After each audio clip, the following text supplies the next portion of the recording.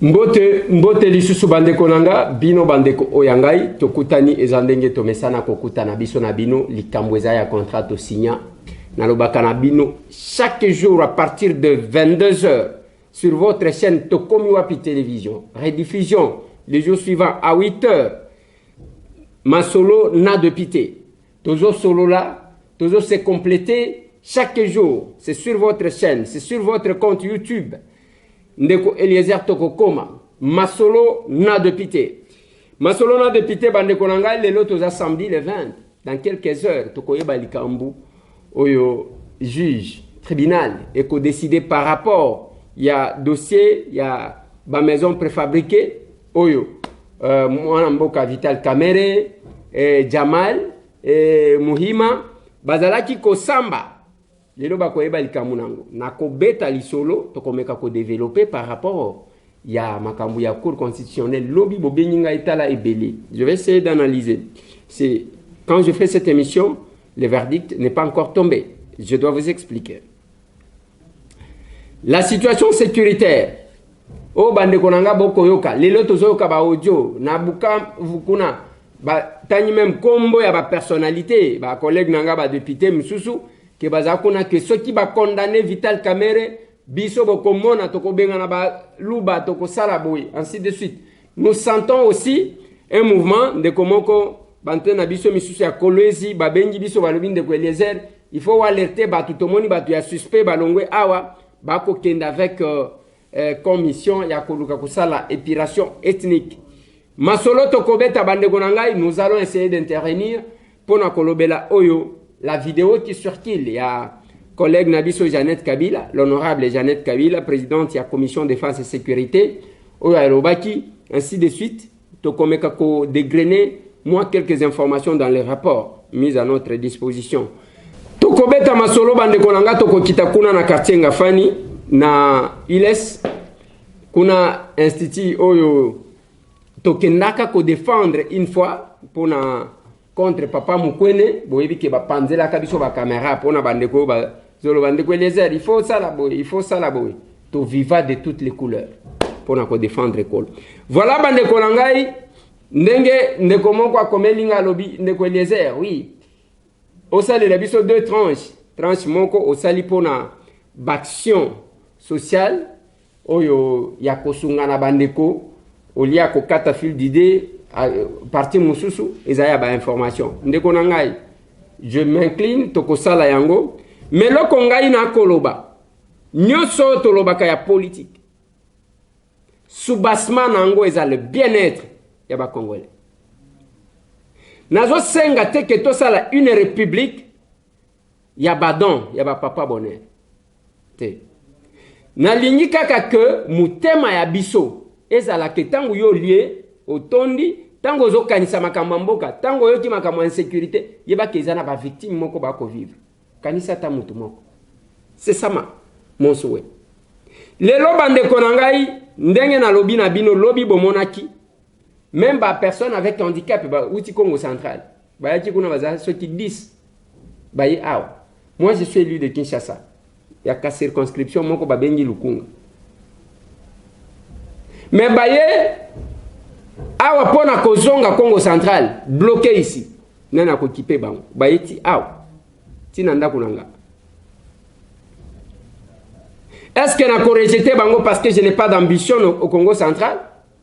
Ou bien à Kotika, parce que je ne suis pas élu à Congo central? J'ai dit non. On ne doit pas voir les choses comme ça. Il faut tout le monde makambu moki batu ba monaka. Bana mutu, mona ndeko wana lokola ya tata na yo moko na mama na yo moko. Boza ensemble. Ce n'est qu'avec ça bandeko na ngai ndeto ko changer mboka na biso.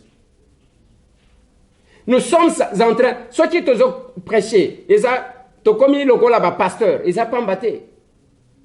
Yoko kufa un jour, bakokunda yo na elokote. Même bato na kolobela ba situation nyonso ba situation sécuritaire na nyonso. Je vais vous montrer les liens entre ce que j'ai dit par rapport au social na makambo tokosala.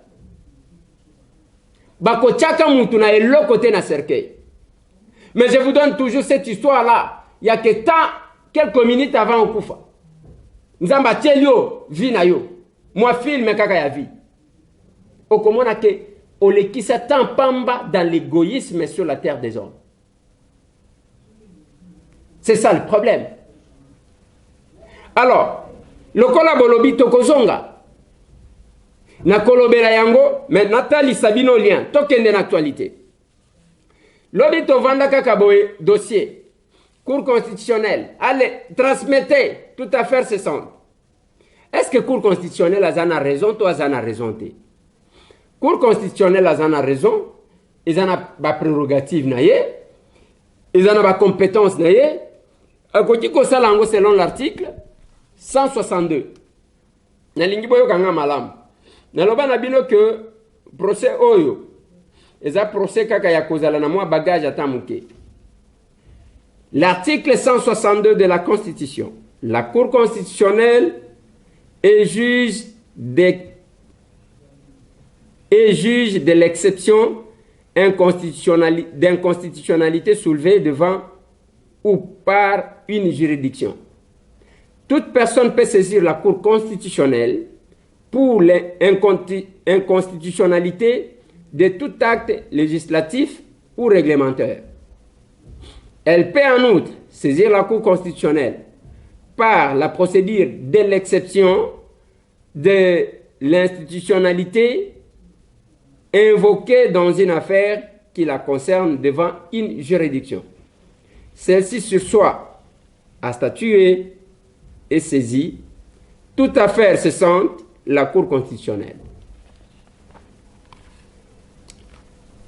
Eza kolobanini Mutu soki amoni ke makambu ndenge bako sambisa ye, je prends cet alinéa là.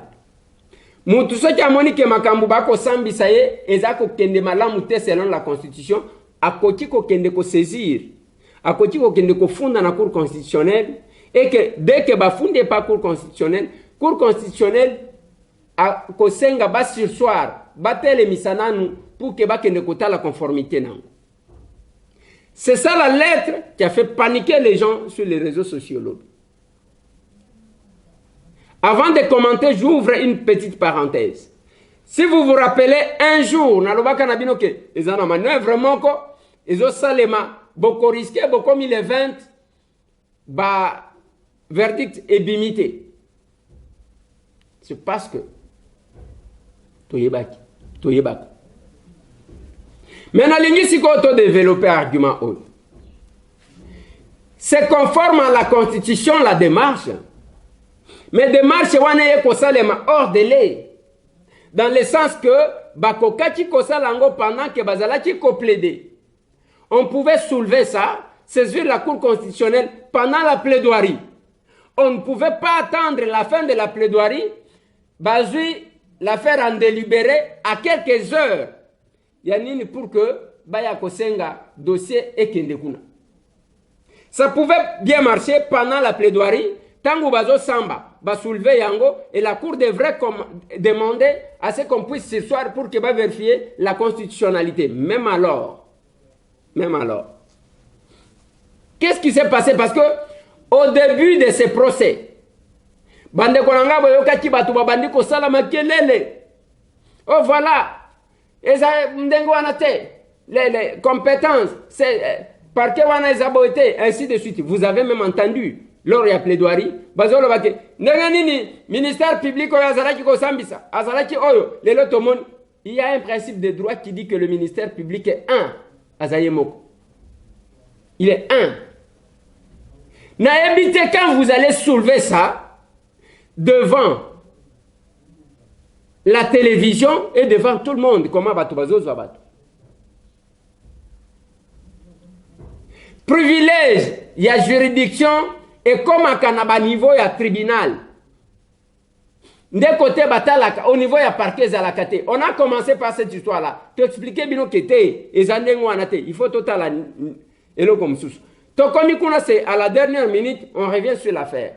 On va saisir la Cour constitutionnelle. Toboïté, c'est de leur droit. Mais ce n'est pas en ce moment-là que l'affaire est déjà prise en délibéré qu'on va saisir en inconstitutionnalité la Cour constitutionnelle. Il fallait soulever ces exceptions-là pendant la plaidoirie pour qu'on puisse, ce soir, il n'y a que plaidoyer continué te. Yango bomoni va pesi réponse tout de suite. Nasi natindaki depuis le 13. Basamba qui le 11. Le 13 est transféré. Mais tu comment on a kaka décision en cour constitutionnelle le 19. Ata bino kweso sopa binoti. Yango na lobaki bande konanga to sala keba. Na lobaki pe chef de l'État a sala keba na cour constitutionnelle. Il faut que ça la keba parce que le long que le pouvoir judiciaire est réduit.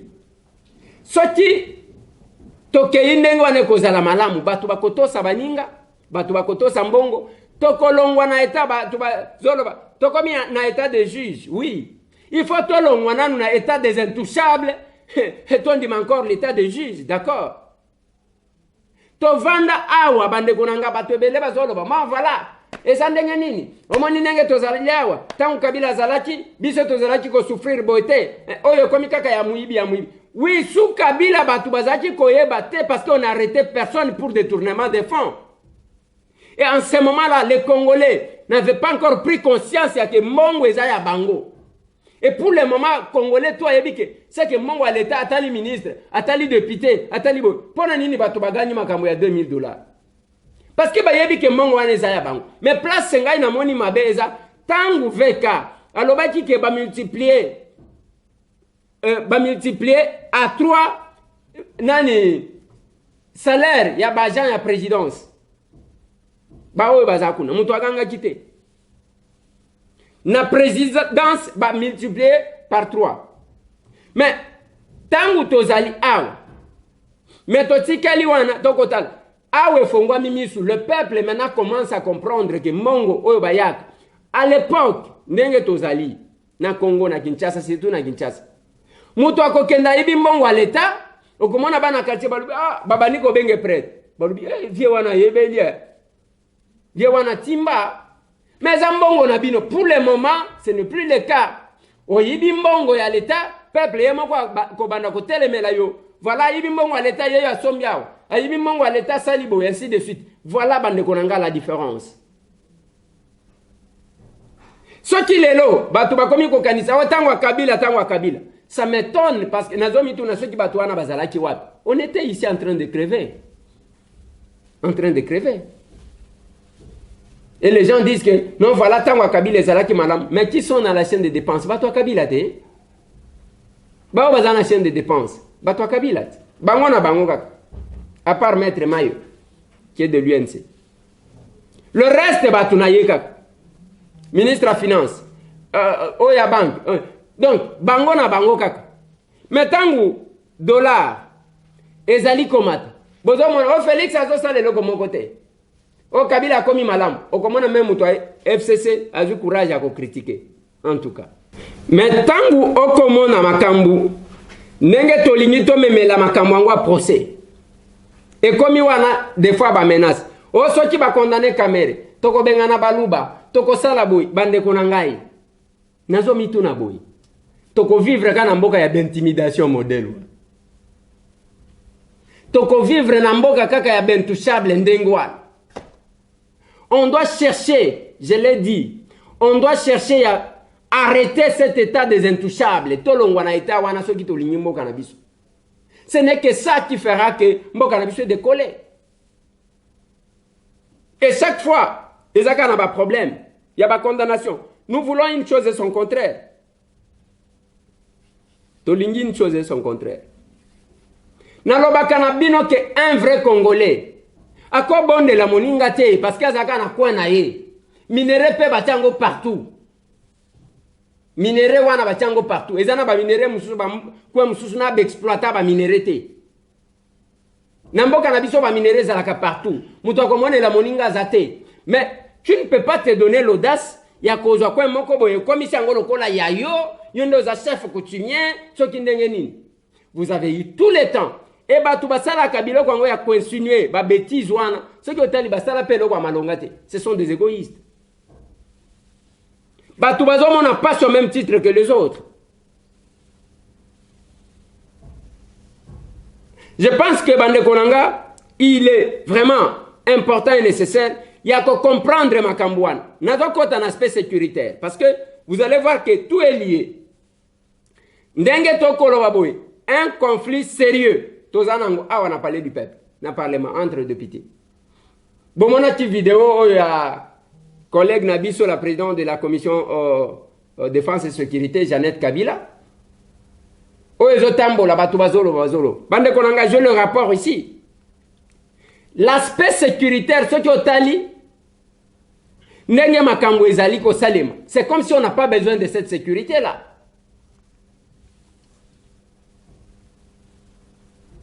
C'est comme si on n'en a pas besoin. Tant que vous pèse à un militaire 9 000 francs, 9 000 francs, le colambongo ya kolia. Il y a biloko kolia par mois. 9 000 francs. Pour la valeur et affronter. 9 000 francs. Et ça a moins de 0,5 dollars. 0,5. C'est 109 000 francs. Mais au pesi mutu ako bunda, mbongo ya kolia, nde yangoa. Fonds de ménage yangoa. Bozomona que ça ne va pas, non? Pendant que quelques politiques, bazo Kambongo, bazo Dondwa, ainsi de suite. C'est la même que j'ai dit. Il ne faut pas vous mettre là à vous amuser comme ça. Non, peuple Azana Eta, Wanabino Borobit, allez, Baba qui s'est là-bas depuis 2000 $. Quand ça se fait comme ça, c'est pas bon. Vous insécurisez même le député en question parce que peuple a Kobanda Kotombo qui est la bango. Cherchez à avoir un salaire équilibré. Le lendemain de Koloba, ceux qui botali, Awana Transco, va manifester combien de mois? Combien de mois? Parce que même tant que bozoloba, ça nous fait quand même mal. Ceux qui toquent na biloko ya considération tribalo-ethnique. Bokende na Goma. Okokuta ke les circuits financiers, mingi, bango ba maintenant oyo blanc mundela salak. Okuta ka Mukongo wazawan. Je crois na SNEL ndo okuta tatamoko ya muluba. Il y a même un nom qui est connu. Et oyo bazwa le kola bangonde bazaka na secteur wa. C'est ça les Congo unis. Mais ceux qui bokena ba considération tribalo-ethnique, tous à la banque centrale. Ba gouverneur ya banque centrale depuis Mzee Laurent Désiré Kabila Kota, ti lelo bazalaka bakatangi. Pourquoi vous n'en faites pas un problème? Pona nini bolo bakate? Congo Airways, awa, tozwa Transco, des pieds bandits. Ba onion so bazo kende kuna batukaka ya Maniema. Pourquoi vous n'en faites pas un problème? Na pesa bino babisika mususu. Quelque part là bande kunangai. Toyebaka. Tolongwana biloko wana, nous devons nous baser sur les compétences. Pas makambo yake, o azamu to ekolo boye, o azamu to ekolo boye, ainsi de suite. Parce que so yitoke yango, la banque centrale, le gouverneur ya banque, depuis Mzee Akota, ti lelo, gouverneur la banque ezaka katange. On pouvait aussi se baser là-bas. Totuna. Ezana ba entreprise awe belé. Batu ya ekolo musu, ezala lokola ya bango.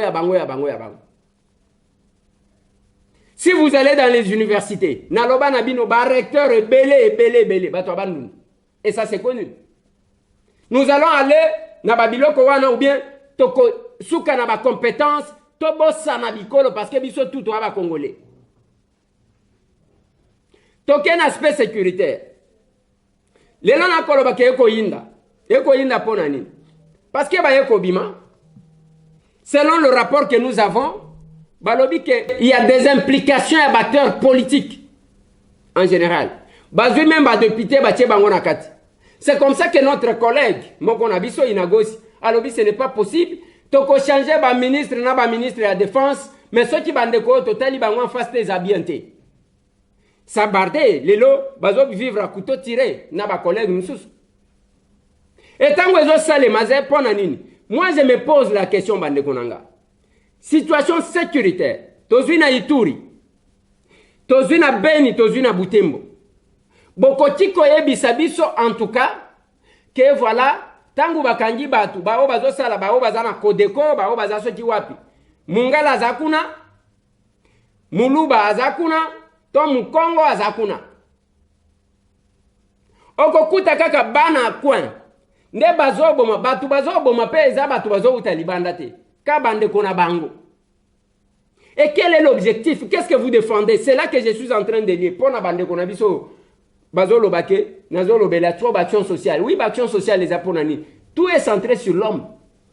Tokolobela bino ke bako boma batu na Beni, bako boma batu na Ituri, bako boma batu na Moba. Mais ce qui ont vérifié kaka bana coin nde bazo sala, je ne sais pas manipulé par qui, bazo boma bande kona bango. Le rapport est ici. Il y a à boire et à manger dans ces rapports. Place et yekobima. Et ça que chaque moutou, azakuna, bon, ceux qui a travaillé, ma collègue Nabisomous. Au quotidien, jamais que ça, la campagne électorale, aux autres qui n'ont pas zamba, wana ceux qui ont un groupe armé. Yebisanga. Et bah, toi, si personnes tuées na Beni, bah, si personnes wan, bah, où tu as pu, bah, zaba Congo, bah, où tu as pu, bah, zaba Luba, bah, où tu as pu, bah, zaba Ngala, ou bien zakaka, si personnes tuées wan, bah, namboka wana, si quoi, vous battez pourquoi? Voilà pourquoi j'ai dit bande konangai. Mutso qui azana bolingo te na bande ko mususu. Asa mutute. Sa politique est nulle. Ses émissions sont nulles. Tout ce qu'il fait, même sa prédication est nulle. Ce qui est serviteur de Dieu. Nyon se nul. Parce qu'il faut lingana no mutu. Yo wana zumandu ki na masasi. Boke ko bon. C'est dans le rapport bande konanga. Après banquette au basali, oui. Bande konabiso ya Beni balobi, il y a eu un procès qui a fait 16 mois. Nakati wana batanga un politicien te.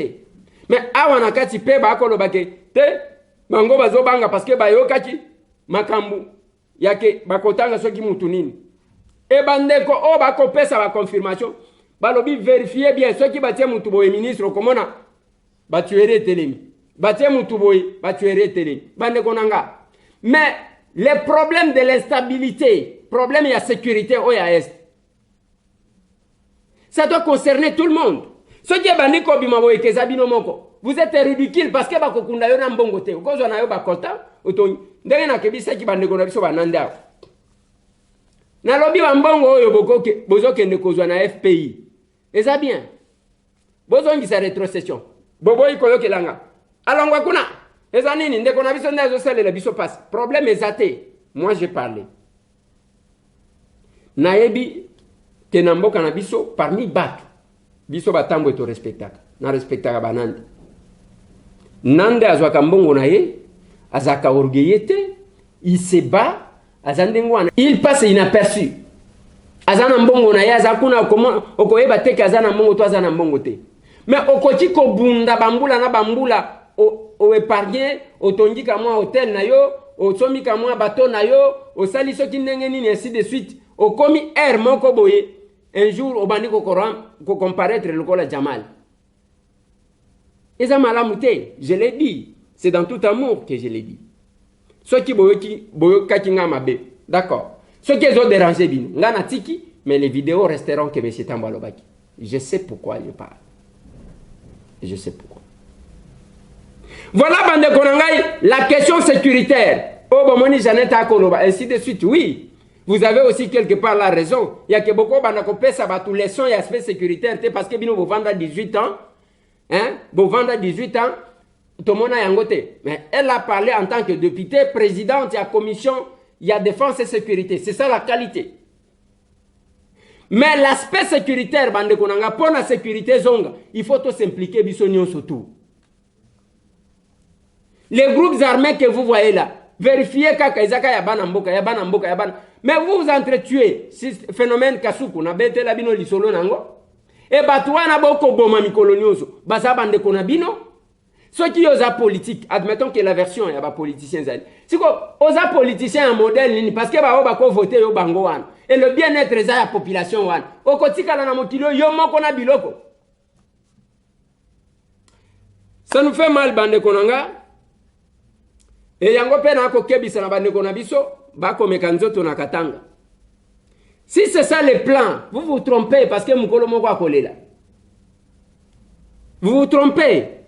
Boka ni sate ke batu nyonso bazaka bana mike ya ke botelemi binonde boyebi binonde ba soda binonde boyebi te ba aventure nyonso ezalaka na suka nango nalobaki na bino mukolo moko akolela pa kosilisa la carrière na ye na boloko bomeka ba aventure avant bozongi et je l'ai dit quand ça se faisait Kyungu Gédéon bato azalaki kobomazo lataka ba organe génitaux na bango na bango na kingo eza bato ya wapi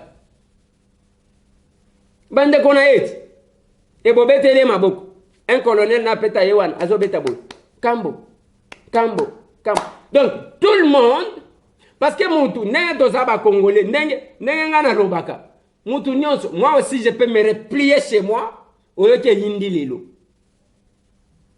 je peux aussi me replier chez moi. Je peux me replier, pour créer un groupe armé, to négocier. Et puis il y a blague.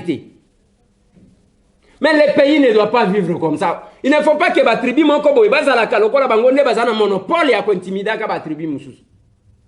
Ceux qui ne font pas ça, ils ne sont pas faibles que les autres. Et ça n'a pas province belé à Batoubazalia. Et ça n'a pas tribu, jamais yoka que batu basali groupe armé, batu bazo bengana batu bazo salabo. Boka ni sate que bango bazaka na mabelete. Bazana mabele. Mais Dieu a voulu que nous soyons ensemble. Et c'est ça le Congo. Boni ba réflexion archaïque. Vous pensez vraiment que ndenge salema kana indépendance wana, allez, basali état moko boye, bon avec Moïse Tshombe, awa, vous pensez que ça reviendra? C'est comme ça que vous rêvez, vraiment.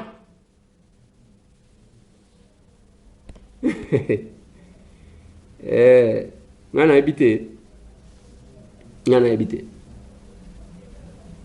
les lotang na koloba ke lualaba ezawana batutu bazokende. Et comme lokola Hong Kong. Yebisangai. Ndena nyasala. Bato bazoloba na Kabila tozalaki bien. La société minière nyonso bozomona ba signa déjà un contrat jusqu'en 2023. Et c'est là que j'ai dit bon, Félix azana ndenge na ye. Ngai tambo à la place, Janil tout na bengi bino yaya, eza boye. Ça prendre ou à laisser. Et la première des choses, vous allez commencer par construire des cités. Tongi ba cité, tongi ba ezana ba école, ezana ba hôpitaux pour na ba travailleurs na bino, na ba tumusu ba bénéficier. Avec tout ce que nous avons comme société minière, awa na mboka na biso. Toko se plaindre, bah supermarché on est à la tine fin fond. C'est comme ça qu'on peut développer le pays. Mbote na bande kotu o ba kolanda biso à travers le monde. Je compatis encore na bande ko.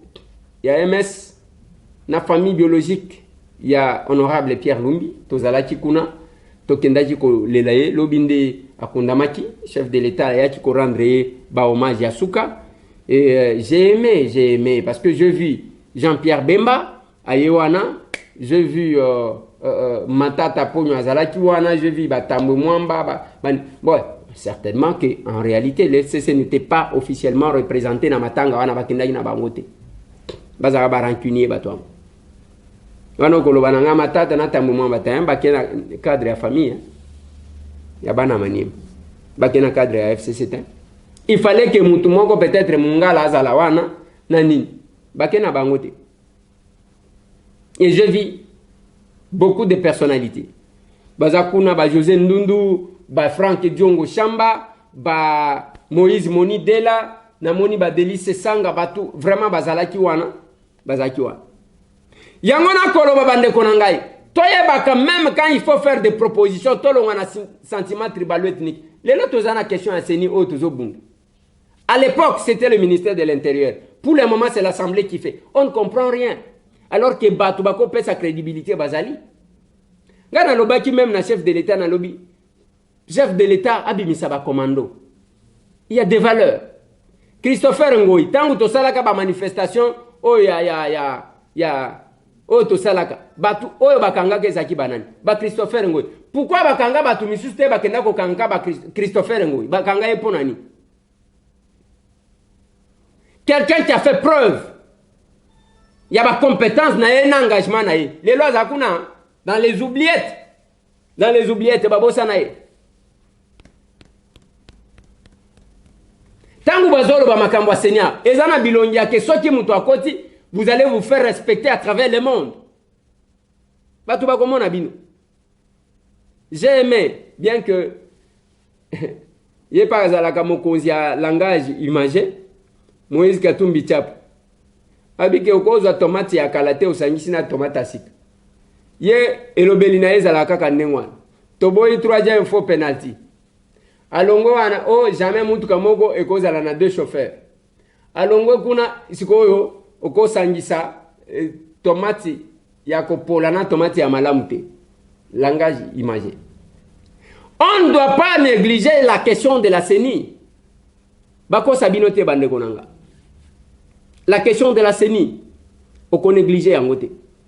Voilà bande konanga nalingaki topesa na moi dossier wana nazo kota na dossier ya ba conflit oyo. Il y a 2 jours seulement nazonga ki na cimetière à Kasavu. Eza pona kotala. Ngai tambwe nazaka na principe eza bo ngai te oyo ezo swabino. Il ne faut pas chercher à tenter le diable. Ok, kuna makambo nyonso bayoka kate. Je prends les documents, j'analyse chez moi, je prends ma position. Oh, kutanga teke ale akia kutani na oyo, akia kutani na oyo ya nini? Batu bazo tambola wana eza batu bazo kende kuluka mbongo. Je suis allé là-bas, j'ai constaté que voilà, Safricom a reculé, on a stoppé. Là c'est bon. Bien que bande kona biso musuba ko tonga place angoa. Mais awana quartier ngafani na Selembao. Tokenda kuna bande kona ngas l'époque nenge boyebi. Babukela biso ba caméra. Pona institut ya Selembao wana. Babukela biso ba caméra. Lelo c'était le dossier na papa Mukwende. Toyambaka kutu papa Mukwende. Sous Kabila on a dit stopper. Eloko wana. Awa lelo sous Fati bayekola musango et institut wana ezokende. Bande kona ngai. Vous qui êtes avec le chef de l'État. Bino batu bopesa ka ba consigne. Ba mona tambwe te. Nazata na posate yako natikeli bino, natikela bino. Nazana posate? Nazana posate. Mais bo sala nde musala. Parce que nyonso to koloba, to solo bango. Makanisi, quel est votre rôle auprès du chef? Mais ce qui chef peut-être au sale la kaba. Parce que ba musu bazolo ba to sala kaba proposition zo kelanga. Alors, démissionner tikana yo, olia kolia mbongo à l'état ofele. Que font les collaborateurs du chef? Ils ont couvert dans le bureau. Voilà. Voilà, bande konangai et zanengwana. Lelo mingi, tozo lobela, tozo s'occuper plus na dossier oyo, ya verdict.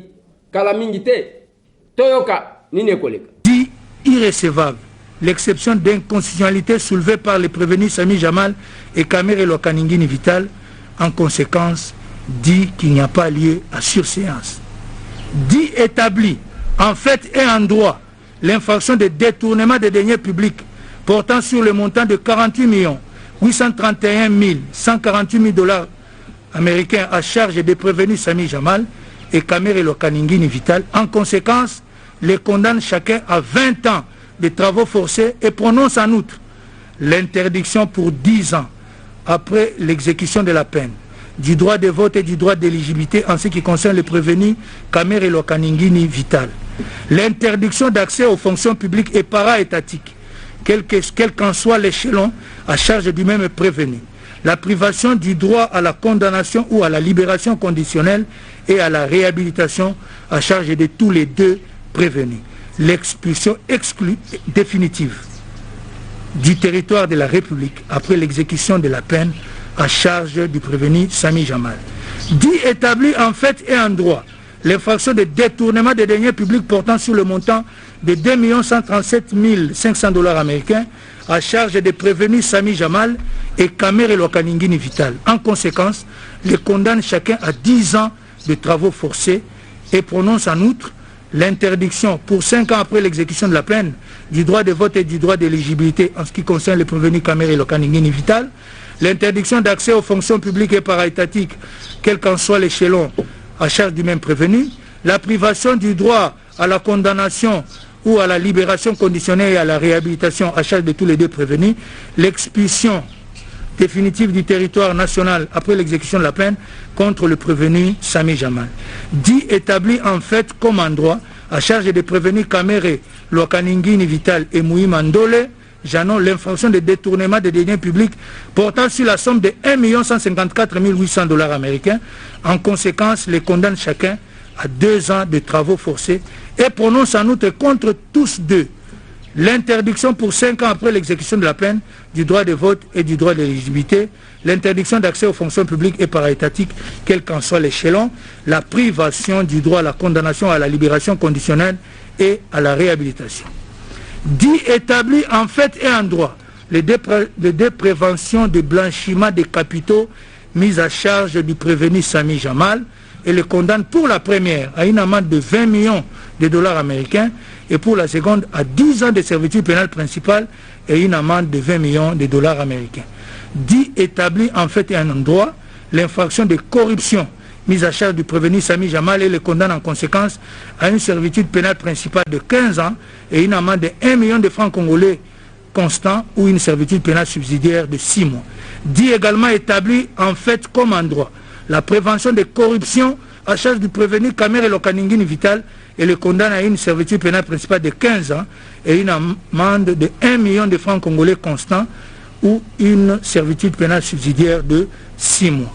Dit que les deux infractions de blanchiment de capitaux commises par le prévenu Sami Jamal le sont en concours idéal. Par conséquent, prononce l'unique peine la plus forte, soit 10 ans de servitude pénale principale et une amende de 20 millions de $ américains. Dit en revanche que les autres infractions commises par les prévenus Sami Jamal et Kamere Lokaningini Vital le sont en concours matériel, partant, cumule les peines et prononce à leur encontre la peine de 20 ans de travaux forcés chacun, ainsi que les peines accessoires ci-après. L'interdiction pour 10 ans après l'exécution de la peine du droit de vote et du droit d'éligibilité en ce qui concerne le prévenu Kamere Lokaningini Vital, l'interdiction d'accès aux fonctions publiques et para-étatiques, quel qu'en soit l'échelon à charge du même prévenu, la privation du droit à la condamnation ou à la libération conditionnelle et à la réhabilitation à charge de tous les deux, l'expulsion définitive du territoire de la République après l'exécution de la peine à charge du prévenu Sami Jamal. Ordonne la confiscation des fonds contenus dans les comptes de nommés Amida Chatir, Soraya Mpiana et Shangalume Kingi Daniel alias Massaro, ainsi que des propriétés immobilières acquises avec les fonds détournés et qui sont couvertes par les titres ci-après établis au nom des personnes suivantes. Le contrat de location numéro 13-48/2019 AD 44 988 commis d'Engaliema au nom de Shangalume Daniel.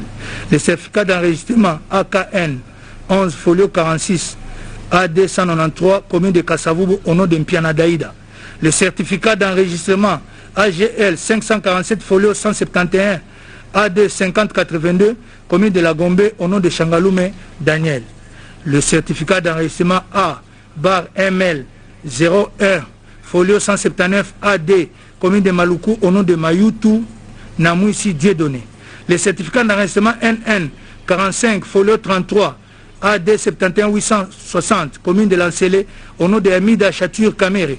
Le certificat d'enregistrement AGL 547 folio 56 AD 5807 commune de Lingwala au nom de Shangalume Kingi Daniel, et le contrat de cession entre Jamal Samif et Soraya Mpiana AD 44 196 commune de Ngaliema. Ordonne l'arrestation immédiate du prévenu Moui Mandole Janon. Reçoit et dit fonder l'action civile. En conséquence, condamne le prévenu in solidum à payer à la partie civile la somme de l'équivalent en francs congolais de 150 millions de $ américains à titre de dommages et intérêts. Reçoit mais dit fonder la demande réconventionnelle du prévenu Sami. Reçoit mais dit non fondée la demande réconventionnelle du prévenu Sami Jamal. Condamne chacun des prévenus à payer un tiers des frais d'instance payables dans les délais légaux. À défaut, ils subiront une contrainte par corps de 30 jours. Ainsi jugé et prononcé par le tribunal de grande instance de Kinshasa Gombe, ICA en matière répressive au premier degré, à son audience publique du 20 juin 2020, à laquelle ont siégé les magistrats Bakenge Vita, président de chambre, Kasunda Ngeleka et Mukaya Kaembe, juge, avec le concours de Lumbu Kachewa, officier du ministère public, et l'assistance de Nyamakila, greffier du siège. Votre commentaire. Toko Sepela, c'est notre justice. Boyeba comment se comporter, triomphalisme à la terre, tout s'incliner devant ça. Oyaza contre, à qui un appel, c'est ce qu'il faut se faire. Mais on doit faire respecter l'État, on doit faire respecter la justice. On doit faire respecter aussi Biloko ya l'État. Il n'y a personne à Zolukaliwa ya Mutumususu, mais ce que nous voulons, ils ont dit que tout respectaka. Voilà, bande konanga. Bagitation, batouba calmer ba émotion na bango. Et cause à la malade. Plus 243 998 311 332. Masolona député. Lobby dimanche. Ezamukolo tozwaka ba appel nabino. Lobby à partir de 6h à Kinshasa. Tinda audio na yo il y a 50 secondes. Ce qui est ici, ça sera difficile. Audio na yo il y a 50 secondes. Au Tindi na numéro na biso plus 243 998 311 332. Lobby dimanche tokoza ba réaction na bino sur toutes les questions d'actualité. À partir de 6h à Kinshasa, 7h à Kinshasa, 8h à Kinshasa, to clôturer koza audio o to kolekisa. Audio de 50 secondes et kopesa malamu. Ce qui est monité aujourd'hui à yote, yeba ke olekisi. Bobo Sanate, page Facebook na bino, Masolona député, envoyez les invitations, tokutana kutanaka. Voilà. Ezala ndengwana. C'est ça. Tout le monde. Merci.